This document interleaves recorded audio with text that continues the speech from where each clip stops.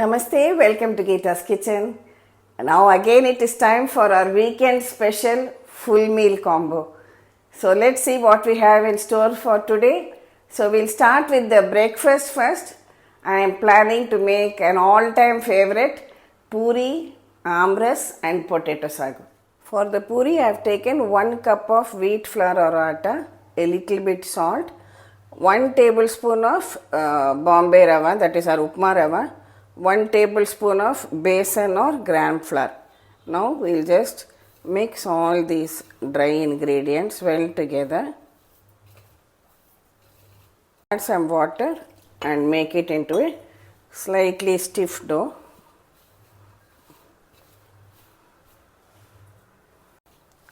Add water only a little at a time. I like using this parath because of the shape and the depth it has. Finally, just add a teaspoon of oil and again bring the dough together.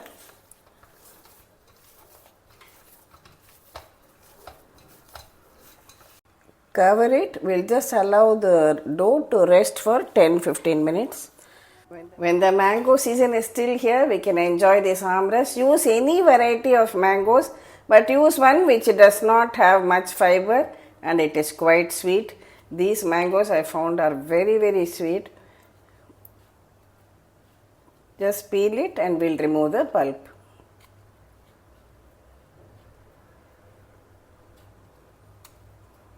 Add the pulp to the blender jar.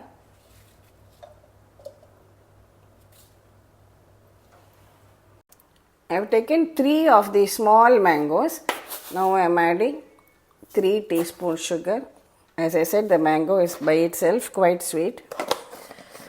Blend it all together to a smooth puree. Now transfer this smooth mango and sugar mix into a bowl. Just add a pinch of cardamom powder. Mix it well. This is optional. I am just adding a few strands of saffron on top. Our simply delicious aamras is ready. Next, for the potato sagu, I have boiled some potatoes in my pressure cooker and kept it ready. Now we will just peel it and chop it.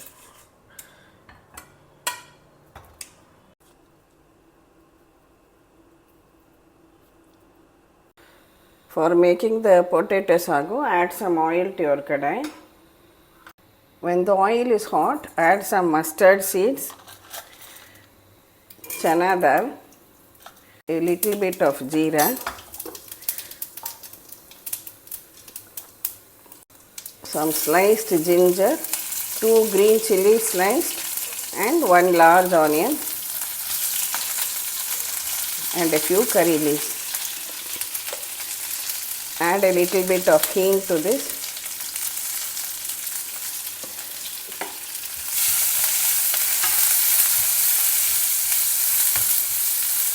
Saute the onions. Add salt.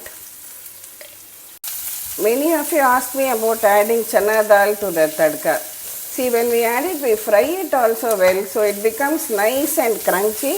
It will not be hard at all. It adds to the appearance as well as taste. When the onions are well fried, now add in this boiled, peeled and chopped potatoes. Toss them around. Add some haldi powder.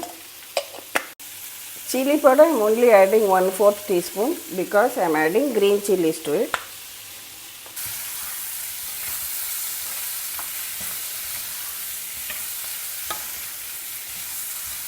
Now take a teaspoon of gram flour, that is besan, in a bowl. Add some water and make it into a paste. Add a cup of water to these potatoes. I am adding another half cup.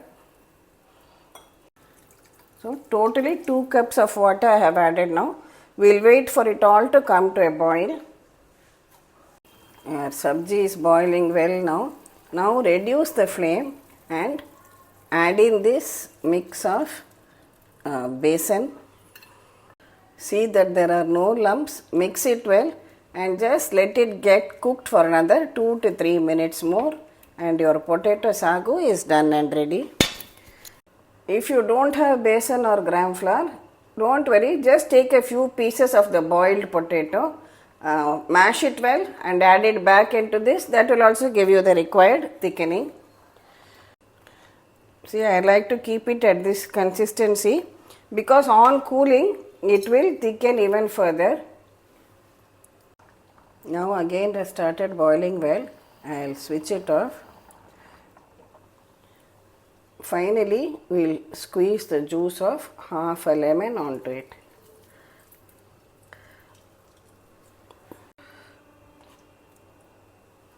And top it up with some fresh coriander leaves. Our tasty potato sagu is also ready now. We are ready to make our puris now. I have just rolled them out into small balls like this.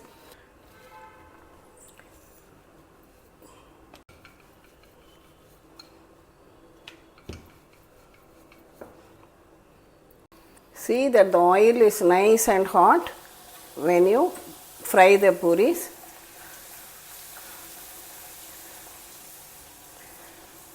And just splash some hot oil over it. Let it puff up very nicely. Flip it over.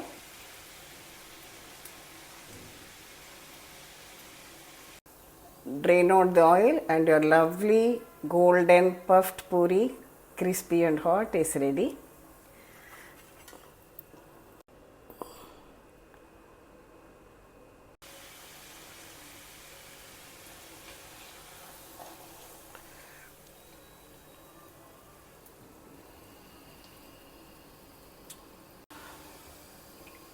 Very nice.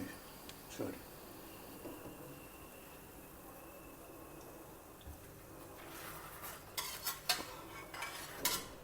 We are ready to serve our delicious breakfast of poori, aamras,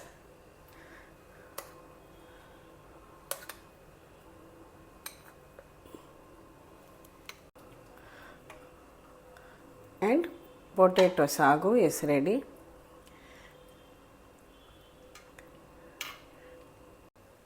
Enjoy this delicious breakfast with your family. Enjoyed your breakfast?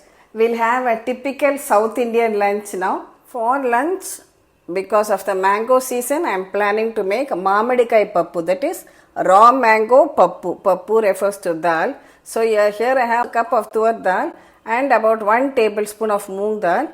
I will wash them both together and then we'll soak it and keep till all the other preparations are done.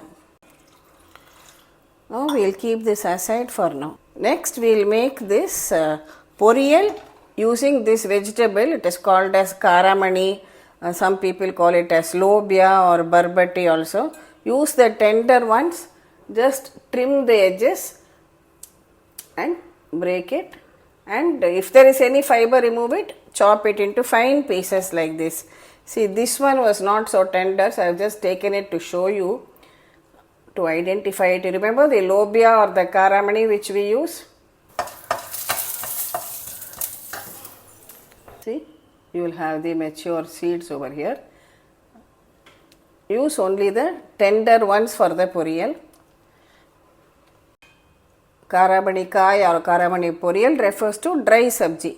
Then we will make a Morkuzhambu, again being summer. I am using this ash gourd or Pushnikai and a tasty tomato rasam. Now heat 2 teaspoons of oil in a kadai. Add some mustard seeds, urad dal, 1 dry red chilli, some hing, few curry leaves, then add this washed and chopped.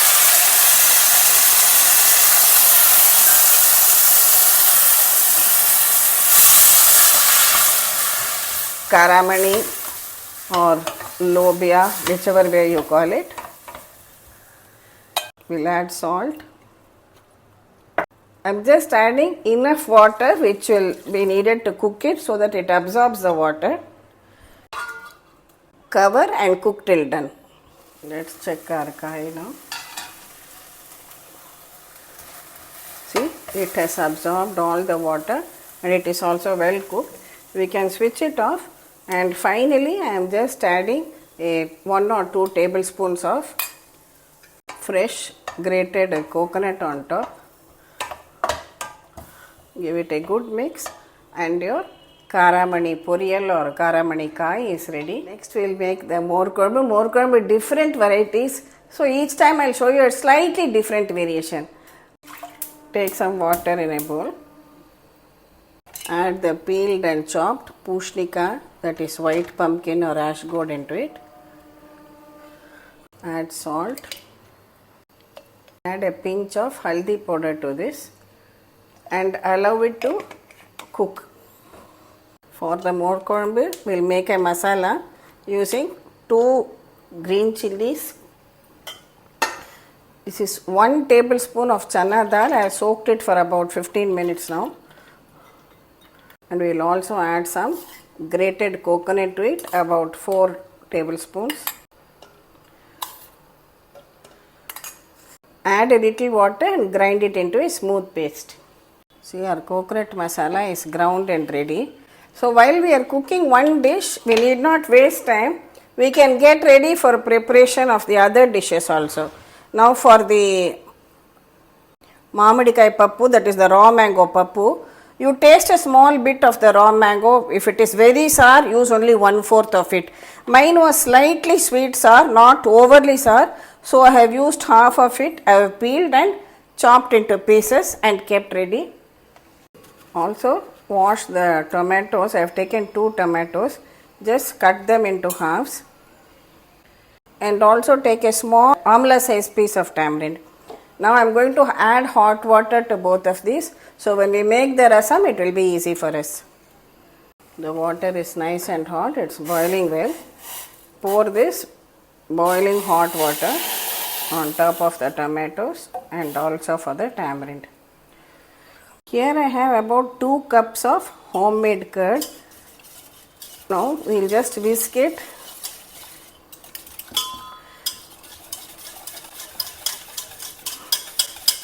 See, this is homemade curd made from toned milk. So it's as good as using buttermilk because there is no fat in it, and whatever little fat is there, I have already removed the cream. So this is just the curd without fat. Side by side for the mamadikai pappu, we will cook the dal in the pressure cooker and keep ready. We have already soaked the tur dal and moong dal. I am adding the chopped mangoes also into it. We can add the green chilies, 3 to 4 green chilies.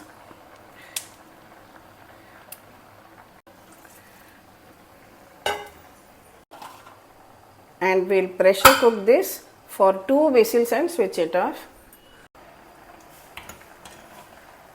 See, now our vegetable has cooked well. Now add in this ground coconut paste. Allow it all to boil and cook together for just a minute. Now we can add this beaten curd.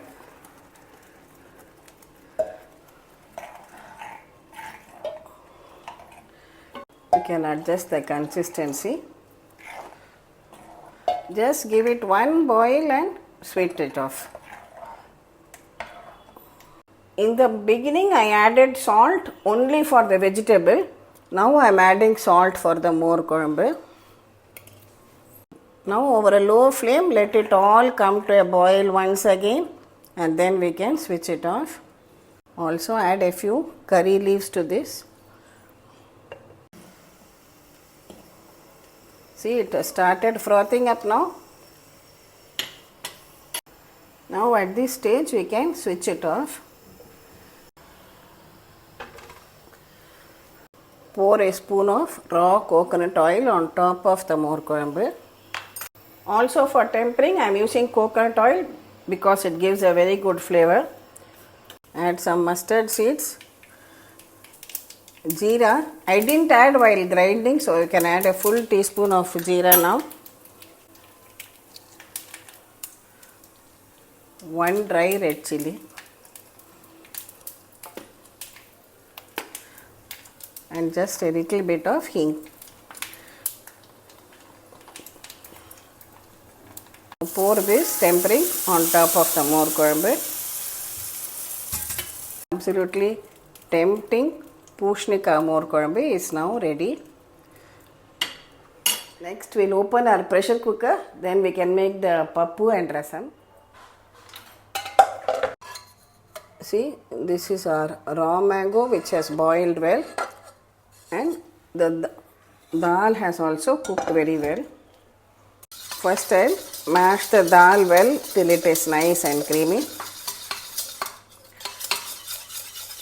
Heat about 2 to 3 teaspoons oil in a kadai. Add mustard seeds, jeera, 1 dry red chilli, a little bit of hing, a few curry leaves,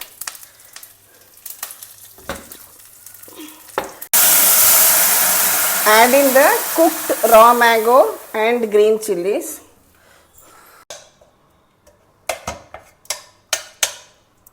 Next I am just adding a portion of this cooked dal to it.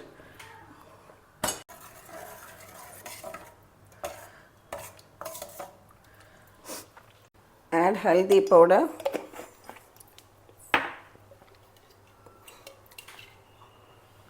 salt and a little bit of chili powder.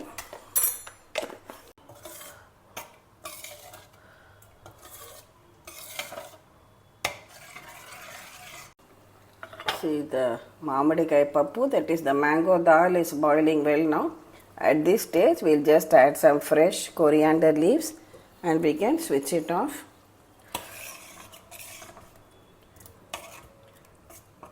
And a tasty mamadikai pappu or mango dal is ready. Now we are ready to make our aromatic rasam. See, we had earlier itself soaked the tomatoes in hot water and also the tamarind.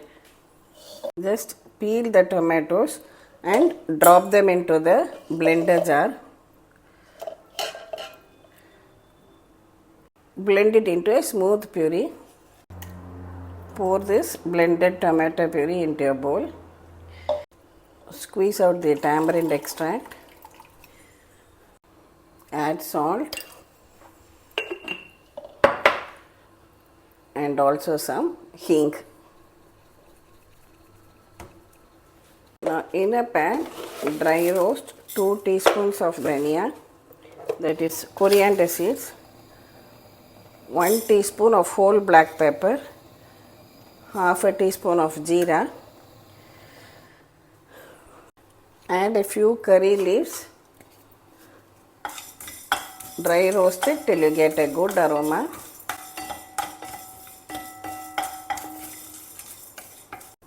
Take it in your blender jar. Allow it to cool down a little bit, then grind it into a slightly coarse powder. See, the tamarind extract and tomato blend is boiling well. Now add this coarse freshly ground rasam powder to it. Next, take a spoon of cooked dal and add a cup of water to it and add this dal water to the rasam. Keep it on sim. When it comes to a boil like this, we can switch it off and add some fresh coriander leaves on top. We only need to do the tempering for the rasam now.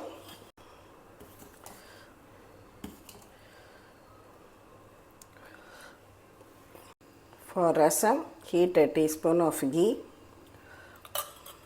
Add some mustard seeds, jeera, and this splatter, pour it on top of the rasam. Not only the color, the taste is also awesome. Apart from mixing in rice, you will also want to drink a cup of it in a bowl. Our lunch is ready now. As we say at home, ellarum saapda vaango. So we are ready to serve out now. This is our Karamani kai, Pushnikai Morkuzhambu,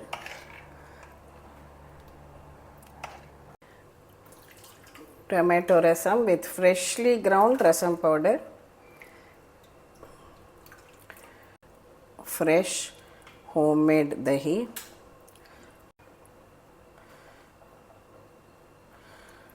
I have served the tender mango pickle today, steaming hot rice,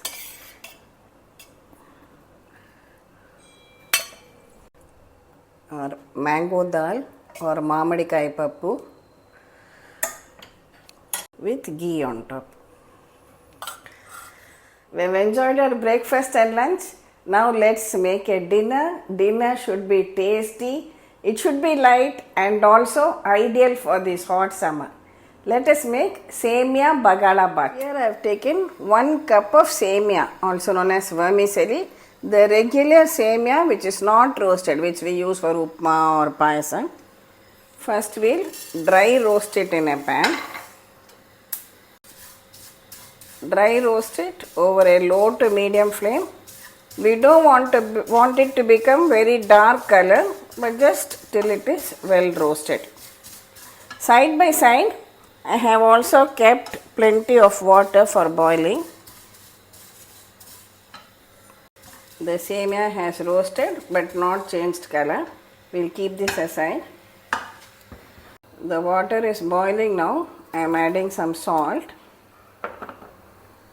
Next we'll add in our roasted semia to it and switch it off. Keep it covered for just about 2 to 3 minutes. It's about 4 minutes now. Let's just check the semia. See, it should be well cooked like this, but not become too mushy. This is perfect. Now drain out the semia. Now pour a cup of cold water over the semia so that they don't stick to each other. Now we leave this aside to cool. Now this semia has to cool down completely. So just wait for it to cool. It should come down to room temperature. Now for 1 cup semia, I have taken about 2 cups of homemade dahi or curd and we'll whisk it very well. Always use only fresh curd, don't use sour curd. Earlier we added salt only for the semia. Now add a half teaspoon of salt to this beaten curd and again whisk everything well together. Also sprinkle some hing, that is asafoetida powder, on it. Now to the curd, this is some chopped raw mango. Because it is in season, I am adding. If it is not in season, you can omit it. These are some, this is some grated carrot and finely chopped cucumber,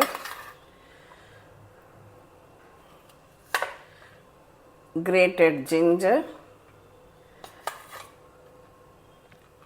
a few green chilies and some curry leaves. We will mix all this well together and keep it ready.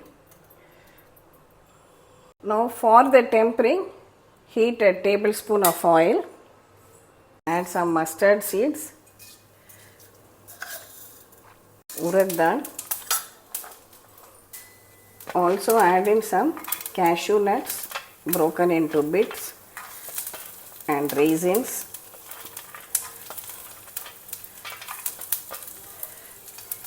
There's some remaining ginger and green chilies,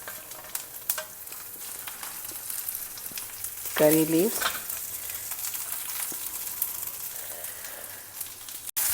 Saute everything well together till the cashews are also well roasted.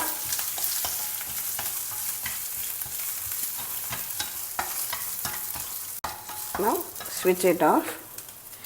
See, now our semia has also cooled down well to room temperature. This step is very important. Never add the curd to the hot semia. Now you can add this curd mix with all the vegetables, chilies, ginger, everything. Now mix everything well together. If required, you can add more curd also. It should not be very thick. It should be of a slightly flowing consistency like this. Add in the tempering on top. Now you can top it up with the remaining cucumber, also some grated carrot on top, and some raw mango too. Just sprinkle a few freshly chopped coriander leaves on top.